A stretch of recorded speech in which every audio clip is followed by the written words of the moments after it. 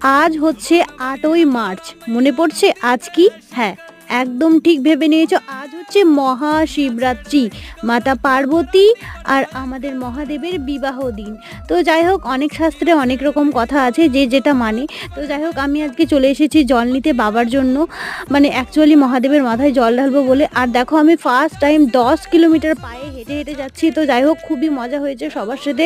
কিন্তু এই কড়া রোদের মধ্যে হেঁটে, হেঁটে যাওয়া একটু হলেও কষ্টের ব্যাপার। কিন্তু মহাদেবের আশীর্বাদে সমস্তটা একদম মানে খুব ভালোভাবে মিটে গেছে। কোনো রকম কোনো কষ্ট হয়নি।